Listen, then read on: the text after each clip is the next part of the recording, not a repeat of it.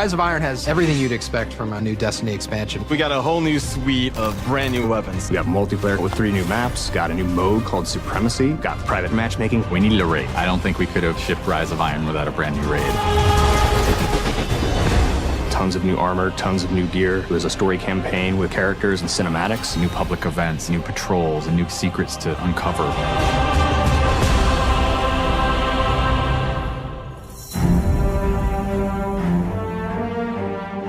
Rise of Iron's about looking at this story that's existed in the Destiny universe, this character, Lord Saladin. I am the lone sentry, and my watch is eternal. It's this journey to understand the past, what happened to these great heroes. The Iron Lords are gone, but our fight is far from over. And through that process, you're saving humanity, you're becoming an Iron Lord yourself, you're getting to wield a giant axe.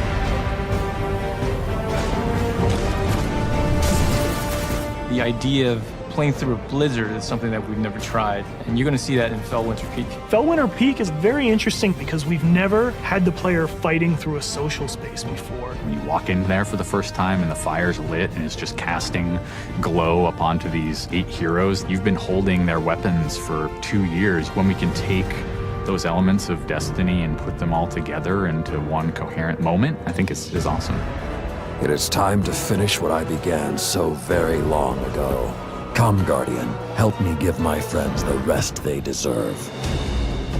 This is the Guardian's journey with Saladin. He's sending you out into kind of a land that's been forgotten in the Cosmodrome. You're going into Earth, but it's changed, it's actually expanded.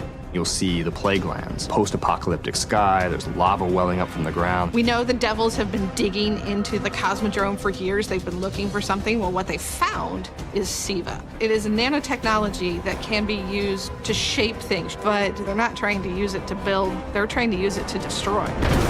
They've started mutating their bodies, turning themselves into giant monsters, transforming the landscape, even of the Cosmodrome, into this horrible, burning fortress world.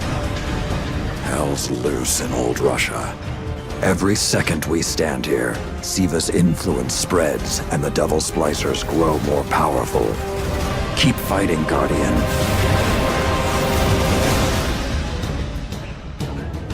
After the campaign finishes, you have patrols that really tell the story of this continued infestation in the land. And we have a new strike that shows just what the Fallen are doing with the SIVA. It's this spooky place called the Wretched Eye. There's this really neat boss encounter.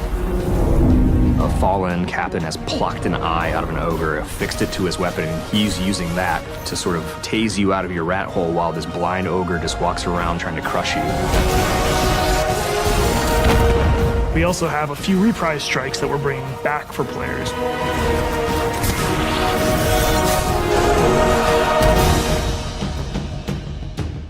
We very consciously set out to create a journey. This arc of claustrophobia, space inside the wall. And then you get on top of it, and it's sort of this amazing breath of fresh air. You get this vista from the Cosmodrome, it's lit on fire, and there's this Death Zamboni who's just trying to crush your bones to dust. This giant machine with a ball arm, spikes on it. What does it mean in a raid when you got to run? I actually want that tension to exist. There's something really emotionally powerful about going on a journey, reaching to the top of the mountain and then crashing back down, confined once again. I think players had a lot of fun when they played Court of Oryx on the Dreadnought, and so we wanted to create a similar type of experience in the Plague Lands, give it this different theme. You ready for this?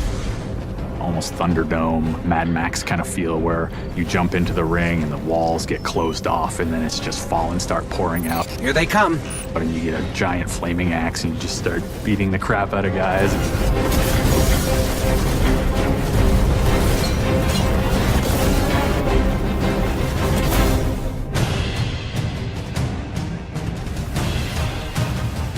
We thought, how can we increase the ways that you express the way you like to play? And what we came up with was putting different talents on the artifacts. The artifacts are these relics of the fallen Iron Lords. So you'll quest to earn one of those, and then your last step of that is taking that artifact to the statue of the fallen Iron Lord, fully empowering that for you to use as a player. whether it's negating all the dot damage in the Crucible, or whether it's infinite sprint, or turning Fallen onto your side. Which is really, really cool, by the way. The artifacts that Tyra offers change every week. So there will always be something new and exciting for players following the campaign.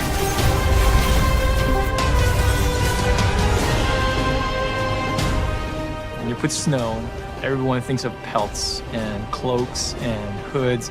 Wouldn't be a knight's tale without a knight's armor. When you look at the Iron Lords and you look at the Raid set, you look at the Iron Banner set, or you look at Trials of Osiris, they're all new with a much wider palette that players can pull from. And when you throw ornaments on top of all that, we're going to see a lot more variety in gear. So the ornament system is this really cool thing that lets you take some of your favorite pieces of gear and then you customize this weapon the way you want it to be. You got your raid weapons, we got your Iron Banner, we got new exotics, old exotics. Do you like sidearms? We got all the sidearms this time around. Gjallarhorn, enough said. Coming to the Crucible and Rise of Iron is a new game type called Supremacy. Defeat your enemy, claim their crest. It's a fast-paced 6v6 game mode where every kill you get, Guardian drops a crest.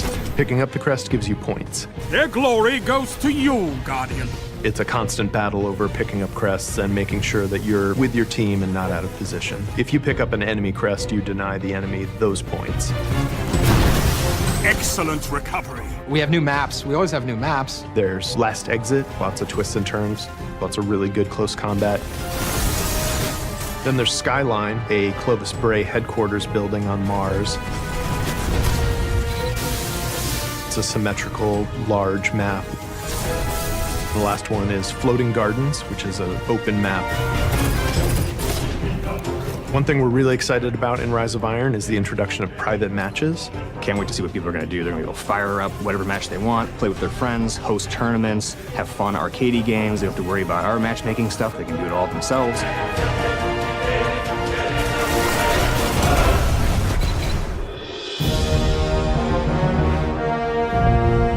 Sometimes when I play and I have headphones on and I'm in that world, I get little chills because it's not just the effects and the amazing graphics, it's the audio that helps reinforce the journey that you're going through.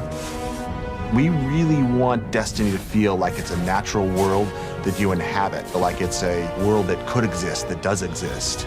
The score is incredibly strong, and the work that the audio team has done on this game, it lights you up. It becomes something bigger than just a mountain and just a fight. It becomes an experience, and you hopefully get lost in it. That sense of fun, that sense of adventure, that sense of the unknown, I want to see that translate to our fans and our players. When you see your character at the end of the campaign, I really, really hope that you feel triumphant and proud, like, wow, I'm becoming an Iron Lord.